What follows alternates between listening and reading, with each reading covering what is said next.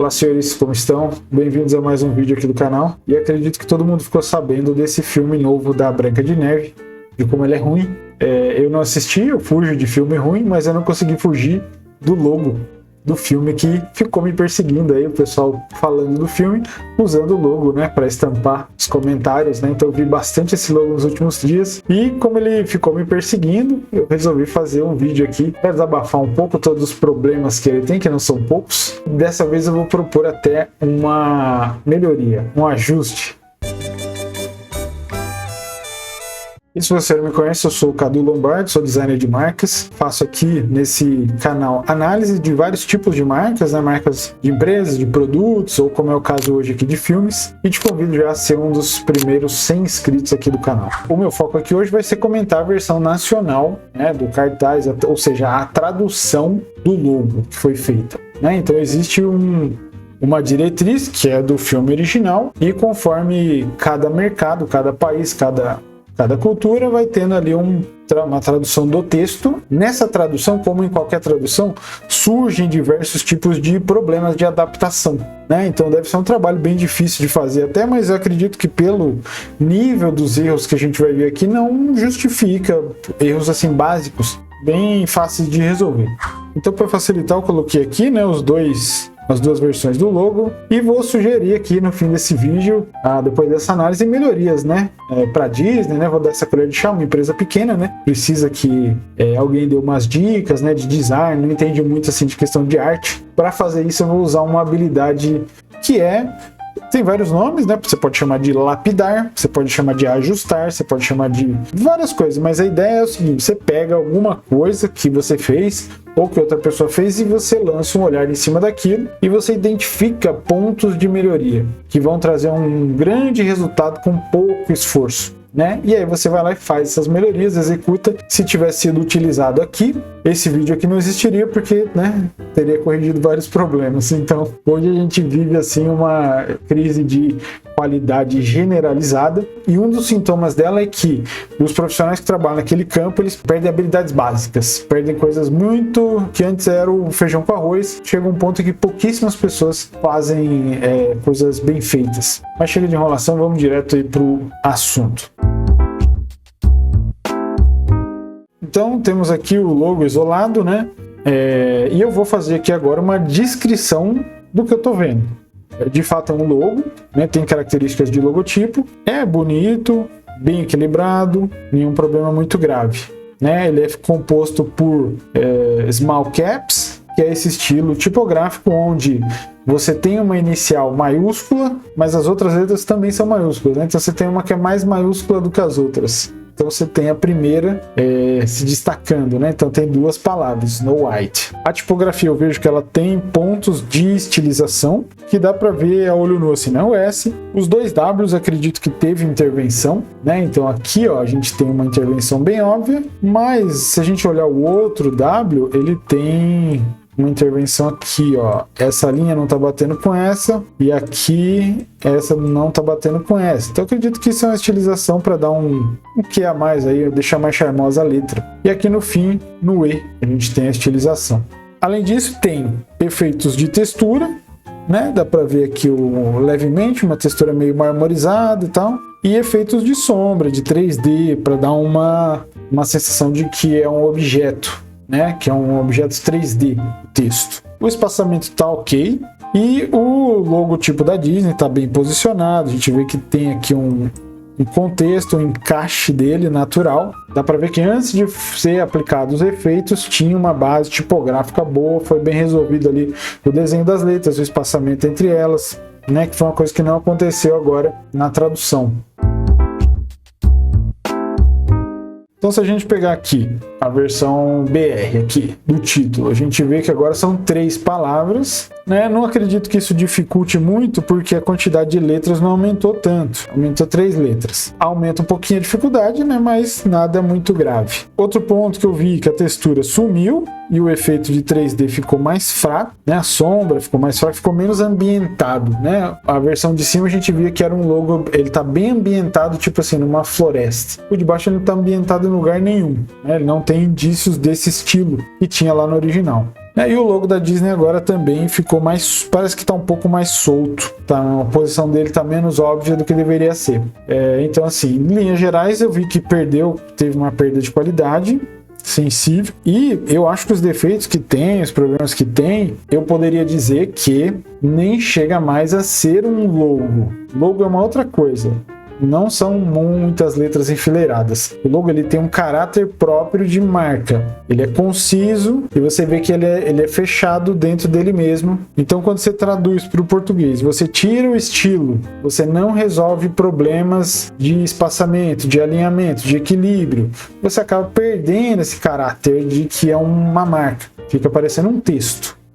Critérios de avaliação são importantes para a gente fazer esse tipo de análise, mas eu também não quero complicar, que é uma coisa bem simples. Eu colocaria 2 critérios aqui para a gente analisar, sendo o primeiro o respeito ao original, porque não é questão de recriar o logo aqui no Brasil quando o filme vem para cá. A questão de adaptar o que já existe. Então você tem que ter um objetivo fundamental de manter fidelidade com o original. Isso a gente viu que ainda está um pouco longe disso. E o segundo critério seria um critério de qualidade gráfica geral, mas que englobaria legibilidade, alinhamento, que a gente também vê que peca bastante. Então vamos analisar agora mais detalhadamente só a versão BR. Legal, então eu vou fazer aqui um tipo de análise que eu costumo fazer, que é do maior para o menor. Então a gente olha a impressão geral, a marca como um todo, e aí vai entrando nos pormenores. Então a gente tem a impressão geral, depois tem as palavras, a relação entre as palavras, e por último você vai ter letras, efeitos, coisas mais detalhadas. Eu gosto de trabalhar assim porque é como a gente percebe as coisas. Mas assim, em geral, o que me incomodou vendo esse logo aqui estampado por aí foi a falta de equilíbrio. Então ele tem um desequilíbrio bem grande, ainda não vou detalhar o porquê, isso a gente vai descobrir aqui com a análise, mas já dá para sentir uma coisa descompensada. Isso um designer, um leigo também mais atento saberia ver isso. A gente olha para uma coisa que é feia, que é mal feita, que é desequilibrada, não precisa ser um profissional, não precisa saber o que está errado para saber que está errado. Tem alguma coisa incomodando, tem alguma coisa fora do lugar. Eu diria que, olhando agora já um pouco mais as palavras, Vamos olhar aqui o Branca de Neve. A gente tem, acredito que um problema de proporção, Talvez a primeira coisa, a gente tem aqui o D, ele está grande demais. Porque o D não é uma coisa tão importante, é só eu não sei o nome gramatical, mas é uma ligação entre as palavras. E todo mundo sabe que é Branca de Neve, Vai ter espaço aqui, Então tá muito grande. A diferença de tamanho entre o D, por exemplo, e aqui uma letra normal é pequena. Dá a impressão às vezes de que é uma palavra só. Por quê? Porque aqui a inicial está maior, então por que no meio não poderia ter uma letra menor? Então isso é ruim, eu acho que isso é o primeiro problema, é esse D aí grande demais. Depois, uma coisa que não é tão óbvia, não é tão fácil de notar, são as iniciais. Então aqui, como a gente viu, são small caps. Então a inicial todas as letras são maiúsculas, a inicial é mais maiúscula do que as outras, ela é maior. Então aqui o B a gente vê que ele passa por cima do R, passa por baixo também. Ele é maior nos dois sentidos. E o N não. Que bizarro, Que o N passa por cima e embaixo ele é alinhado. Isso desequilibra um pouquinho. O fato de que o E tem essa estilização aplaca talvez um pouco esse problema, mas no original aqui a gente vê que tem um contexto, aqui tem uma intervenção, aqui tem uma e aqui tem uma. Então acho que foi meio que para manter o equilíbrio que a intervenção no E foi feita, essa curva. E ela não tem muita razão de ser pela estrutura da letra, até descaracteriza um pouco. Então acho que se ela foi feita foi para manter o equilíbrio. Quando traduziu, você não tem mais aqui esse elemento do meio, Então não teria o porquê ficou sobrando essa intervenção no E. A ideia de você saber fazer um ajuste, de você saber lapidar uma marca, um logo, é você ter uma grande melhoria com pouco esforço. Então, se a gente entrar na questão de estilização, de 3D, de sombra, já vai exigir criação para consertar. Não é a proposta aqui do vídeo, é fazer o mínimo possível, corrigir os problemas mais graves. Ainda na linha dos problemas graves, tem o espaçamento, talvez seja a pior coisa de todas. Aqui tem o pior deles é esse espaçamento aqui, entre o R e o A. O tamanho desse buraco que tem aqui. se a gente olhar o restante do texto, não tem nada parecido. O outro problema, o outro espaçamento ruim que tem, eu acho que é esse aqui, ó.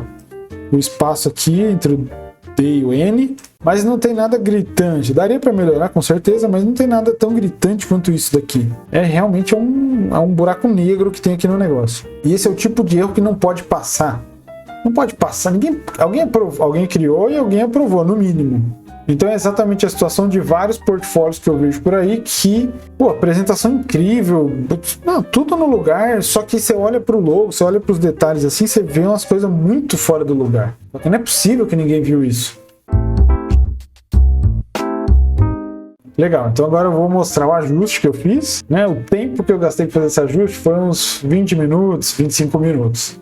A maior parte desse tempo foi para recortar todas as letras para poder mexer nelas. O ajuste em si, sei lá, demorei 5 minutos, 10 minutos no máximo para fazer. Então não é uma coisa complicada, não sei porque não foi feito, tá? Então vamos lá. Então o que foi feito aqui? Eu diminuí o tamanho do D, né? Antes estava gigante, ó.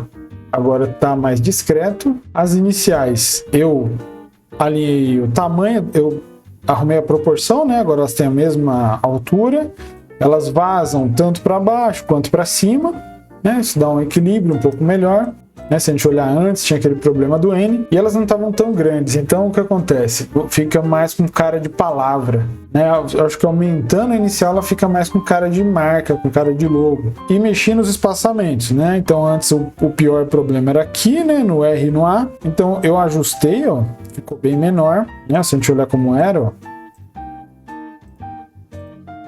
E mexi em vários outros espaçamentos. Então acho que eu mexi aqui, aqui. Qual que é o segredo, né, entre aspas, para você mexer no espaçamento? É você fazer uma compensação visual. Não deixa nada muito destoante. O desenho das letras, eles são diferentes. Cada uma vai criar um vazio diferente, um espaço diferente entre uma letra e outra. Você vai aumentar ou diminuir esses espaçamentos. Então, é letra por letra mesmo. Não tem problema de fazer isso no logotipo, é até recomendado, porque são algumas letras. Por maior que seja o logo, aqui tem, sei lá, 12 letras. Você vai ali 5 minutos e ajusta tudo. E fica redondinho, fica perfeito para aquilo que você está querendo fazer, que é um logo. E por último, reposicionei ali o loginho da Disney, né? Não mudou muito, mas agora que o espaçamento está corrigido, ele está mais natural. Ele encontrou ali um lugar mais natural. Então assim, equilíbrio da marca foi retomado, né, em grande parte. Eu acredito que agora a gente pode chamar de equilibrado. Nenhum defeito está muito grave pulando na nossa cara, que nem o fato daquele buraco que tinha. Ganha legibilidade. Não é o principal fator dessa marca, a legibilidade. Porque você tem outros elementos visuais, né? Então, por exemplo, esse nome aqui ele vai estar num cartaz. O cartaz é gigante, vai ter a Branca de Neve no cartaz, né? Então a pessoa não vai precisar do texto para entender do que se trata. Então, mas enfim, é sempre bom ter uma legibilidade. Se eu quisesse melhorar mais, seria possível ainda, né? A gente teria que estilizar as letras, né? Para ficar mais próximo do original. Então assim, o B daria para dar uma estilizada. As iniciais, né? O B e o N. O N, nesse tamanho aqui, talvez essa ponta dele ficou muito acentuada agora. Ficou meio agressiva. Então talvez fazer uma atenuação dessa característica. E trabalhar aplicando as texturas, os efeitos, as sombras. Certo? Então tá aí o comparativo. Antes e depois, aqui eu deixei na mesma largura as duas marcas. A gente vê que houve um ganho de rendimento. Né? Essa é uma palavra importante para quem trabalha com marca, que a marca tem um bom rendimento no espaço. Então aqui, por exemplo, eu estou na mesma largura e ela rende mais. Ou seja, o texto é maior, mais legível, ela ocupa melhor aquele espaço. E esse foi um exemplo prático aí dessa habilidade chamada lapidação, né? Capacidade de olhar para uma coisa, apontar ali o olho de Tandera e ver os defeitos mais graves e ali fazer pequenos ajustes e melhorar bastante aquele resultado. Né? Se a gente fosse fazer um passo a passo, seria assim: estabelecer critérios que você vai usar para fazer a avaliação, critérios de qualidade, que nem a gente estabeleceu aqui, ser parecido, ser fiel ao estilo original e ter qualidade gráfica, ou seja, resolver problemas gráficos de espaçamento, de alinhamento, de balanço. Depois, você fazer uma análise de acordo com esses critérios, dar uma olhada, identificar onde que estão os principais problemas, começando do macro, né, da impressão geral para o detalhe. O designer tem muito a característica de ir direto no detalhe, porque ele trabalha com detalhes.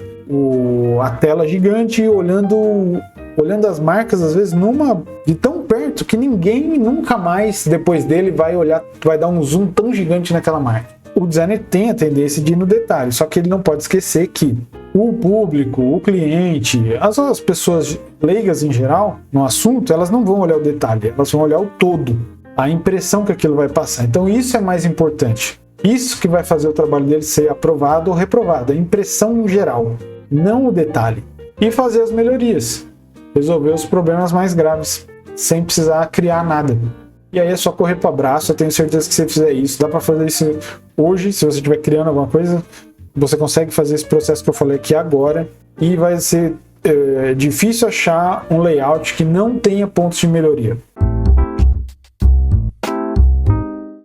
E aí eu queria comentar aqui um outro ponto, que é o seguinte. Vai ter gente que vai dizer: Cadu, é o seguinte, cara, muito legal, muito válido esses pontos que você colocou, mas sabe a verdade é que ninguém liga pra isso. Ninguém vai nem ver esses ajustes aí que você fez. Então pra que fazer?